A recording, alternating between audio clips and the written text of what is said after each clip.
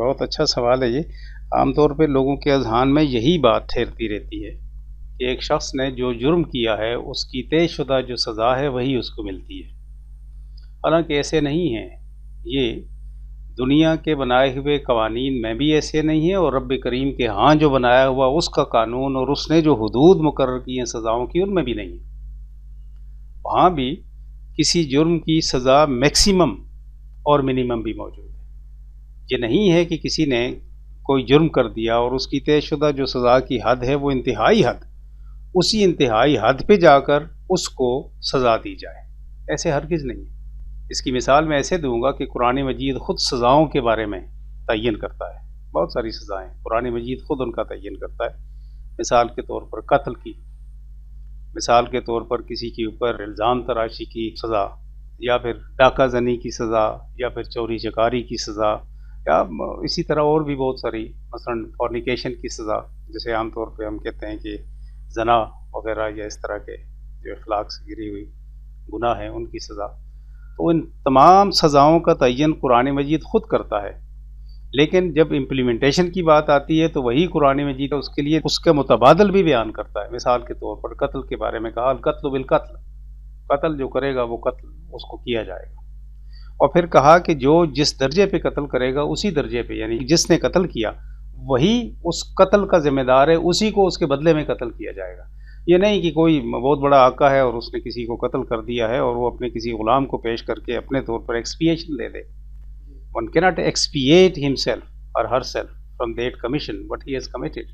He or she himself or herself are the expiation for the that in their self. خود ہیں وہ لوگ، کوئی اور نہیں ہے۔ یا پھر یہ کہا گیا کہ اگر قتل ہو گیا ہے تو دو صورتیں ہیں، اس کو یا قتل کو قتل کیا جائے، یا پھر دوسری صورتحال وہاں بن جاتی ہے جسے دیت کہا جاتا ہے۔ تو دیت کا مطلب یہ ہے کہ قتل کے بدلے قتل نہیں کیا جائے گا بلکہ اس کا معاوضہ ادا کیا جائے گا، اس کو جو مقتول ہے اس کی فیملی کو، اس کے ورثاء کو۔ اس سے یہ ثابت ہوا کہ ہر سزا جو مقرر کردہ ہے وہی جرم کی ہرگز نہیں دی جا سکتی۔ حالات، واقعات اور جرم کی نوعیت کے کس درجے پہ جا کے اس نے کیا ہے وہ جرم، اس کے مطابق اس کو سزا دی جائے گی۔ انتہائی سزا قتل کی قتل ہے، لیکن جرم کس درجے پہ کیا، کس نوعیت کا کیا اس نے، قتل کس انداز سے کیا، قتل کیوں کیا، محرکات کیا تھے، مقتول کون تھا، اس کے پیچھے محرکات کیا ہیں، یا مقتول کی بیک گراؤنڈ کیا ہے، کن کن حالات سے اس کی فیملی گزر رہی ہے، یا کیا وجہ تھی جس کی وجہ سے وہ قتل کیا گیا۔ ان تمام چیزوں کو مد نظر رکھ کر پھر اس وقت منصف جو انصاف کی کرسی کے اوپر براجواں ہوتا ہے اس نے اس کے مطابق سزا دینی ہوتی ہے۔ اسی طرح اگر دیکھ لیں آپ تو بہت سارے کیسز میں، مثلا نبی پاک صلی اللہ علیہ وآلہ وسلم کے حیات طیبہ میں بھی بہت سارے لوگ جنہوں نے مختلف قسم کے جرائم کیے، تو آپ صلی اللہ علیہ وآلہ وسلم نے ان کو ان جرائم کی نوعیت کے مطابق ان کو ایکسپیٹ بھی کیا، کہا کہ اس کا ذکر نہ کریں۔ بسا اوقات ایک بار ایک صحابی نے یہ کہا کہ میں نے فورنیکیشن کی ہے، یعنی برائی کی ایک عورت کے ساتھ۔ آپ صلی اللہ علیہ وسلم مسلسل اپنا چہرہ اقدس ایک طرف سے دوسری طرف، دوسری سے تیسری طرف، بار بار وہ شخص یہی کہتا تھا۔ تو آپ صلی اللہ علیہ وسلم نے یہاں تک کہا انت مجنون، کیا تم پاگل ہو، ذہنی توازن تمہارا ٹھیک ہے؟ یعنی نبی پاک صلی اللہ علیہ وآلہ وسلم کا اپنا رویہ مبارکہ اس وقت یہ تھا کہ آپ پہلو تہی کر رہے تھے اس سے کہ یہ ٹل جائے، یہ شخص نہ کہے مجھے یہ بات۔ پھر انتہا جب ہو گئی تو آپ صلی اللہ علیہ وآلہ وسلم نے نماز ادا کی، اور اس کے بعد پھر اس نے یہ بات کی تو آپ صلی اللہ علیہ وسلم نے فرمایا کہ اس کو سنسار کر دیا جائے۔ تو صحابہ نے وہیں مسجد کے باہر جو گراؤنڈ تھا، مسجد النبوی صلی اللہ علیہ وآلہ وسلم کے باہر جو احاطہ تھا، اس میں اس کو پتھر مارنے شروع کر دیے۔ جب پتھر مارے تو بھاگ کھڑا ہوا وہاں سے۔ جب اس نے حقیقت دیکھی کہ اب تو میری جان جا رہی ہے، خون نکلنا شروع ہوئے، بھاگ کھڑا ہوا۔ پھر بھاگتے بھاگتے باہر جا کر بنو سلیم کے محلے میں کہتے ہیں کہ وہاں جا کر اسے پھر وہ سنسار کر دیا گیا۔ تو انتہا نہیں ہے کسی صورتحال میں، بہت ساری صورتوں میں آپ صلی اللہ علیہ وآلہ وسلم نے اس کو کوڑے لگوائے، بہت ساری صورتوں میں اس کو سنسار کیا۔ اسی طرح ہاتھ کے کاٹنے کی بات ہے تو تب بھی دیکھ لیجیے آپ، یہ لازم نہیں ہے کہ ہر سرقہ کرنے والے کو، چوری کرنے والے کا ہاتھ کاٹا جائے گا۔ قرآن مجید میں جو اس کی سزا ہے وہ ہاتھ کے کاٹنے کی ہے، انتہائی سزا ہے، لیکن اس کی نوعیت دیکھی جائے گی جرم کی کہ کس درجے پہ جا کے کیا ہے، کیوں کیا ہے سرقہ، سب سے پہلی بات انسانی زندگی کی بقا ہے. یاد رکھیں، انسانی زندگی کی بقا اس کائنات میں اللہ تعالیٰ نے اس کو اولین حیثیت دی ہے، انتہائی importance. utmost importance in the world is the sustenance of human life.